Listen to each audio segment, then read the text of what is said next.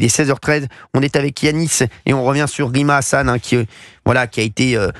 avait créé la polémique en disant, on a dit en menaçant les journalistes de BFM TV. Qui pense qu'elle les a menacés pour vous? Bien sûr, quand vous dites à quelqu'un, vous aurez des comptes à rendre, sans qu'on sache très bien à qui, c'est clairement une menace. Et puis, si vous me laissez une minute, je peux aller dans le sens de Gauthier Lebray, Valérie. On répondait à Yanis. On répondait à Yanis, qui était notre auditeur et qui comprenait ce que disait Rima Hassan et qui disait que Rima Hassan n'avait pas menacé les Alors il y a deux choses. Notre auditeur a dit 1, Rima Hassan, on en fait trop, et 2, la France Insoumise, dès qu'elle prend une position pro-palestinienne, on leur dit qu'ils sont à la France Insoumise antisémites. Alors déjà sur Rima Hassan, pour aller dans le sens de Valérie et prendre un autre exemple, évidemment c'est pas la première fois qu'elle fait ça. Elle l'avait fait, on l'a rappelé hier aussi, contre le groupe TF1 au moment où il y avait une interview de Benyamin Netanyahou. Elle a même fait une manifestation stoppée sur le périph' par les forces de l'ordre. Elle voulait aller jusque devant les portes de la tour TF1. Donc qu'est-ce que c'est si ce n'est de la menace et de l'intimidation? On avait appelé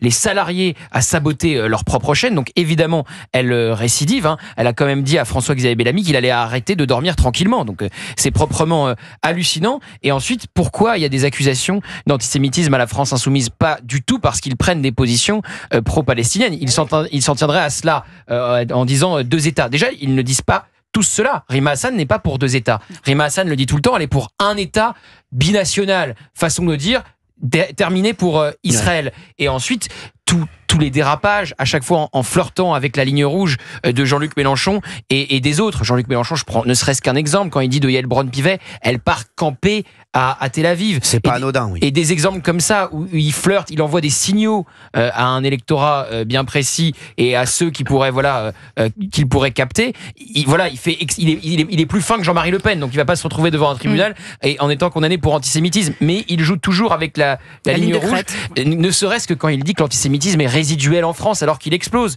Moi, ça me fait penser, désolé, au point de détail de Jean-Marie Le Pen. C'est exactement la même chose. Ça ressemble grandement. Yanis, il y a Olivier D'Artigol qui avait une question pour vous. Yanis, êtes-vous favorable à la solution à 2 États qui permettrait la sécurité et la paix pour les Palestiniens et pour les Israéliens? Et est-ce que vous ne trouvez pas que certains au sein de la France Insoumise, pas tous, en défendant la cause palestinienne mais sans avoir un discours clair, par exemple sur la condamnation du Hamas, qui est une organisation terroriste, portent un coup terrible à la cause palestinienne? Est-ce que vous le ressentez sur certains moments? Moi, personnellement, je suis favorable pour avoir 2 États, que chaque peuple puisse vivre dignement dans des conditions normales de vie. La deuxième question, c'était...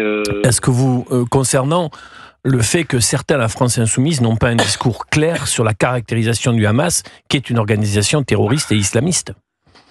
Moi, personnellement, je condamne le Hamas parce que c'est une organisation terroriste qui est d'ailleurs, faut quand même le souligner, a été quand même élue, je crois que c'était en 2006, et qui n'est pas forcément très appréciée par les Palestiniens en soi. Je pense qu'ils vivent aussi sous une dictate de menaces de leur propre entre guillemets gouvernement.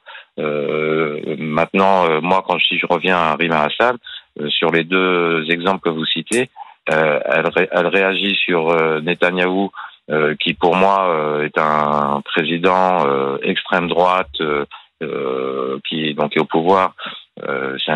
Pour moi personnellement, c'est un extrémiste religieux qui se dit avoir une armée la plus morale, mais qui empêche une population palestinienne de fuir de leur territoire, de leur terre.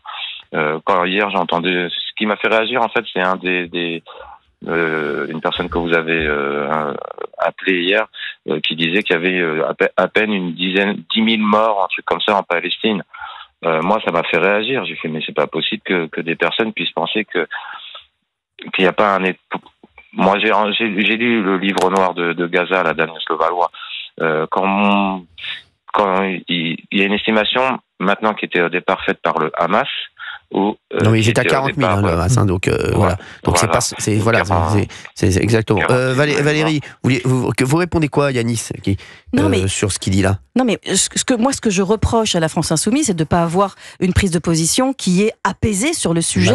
Parce que à chaque fois, ils nous disent non, on n'a pas des prises de position antisémites, mais en fait, à chaque fois, ils positionnent les Français les uns contre les autres, en les renvoyant à leur religion. Or, il s'agit de citoyens français qui, par ailleurs, ont des religions qui peuvent être différentes et des prises de position qui peuvent être différentes, mais il ne s'agit pas de faire monter un conflit qui est à des milliers de kilomètres ici, tout en allant titiller la religion qui est intime. Merci Yanis. Je suis juste d'accord, mais dans le sens où, si on parle de Mélenchon, il a toujours prôné la laïcité.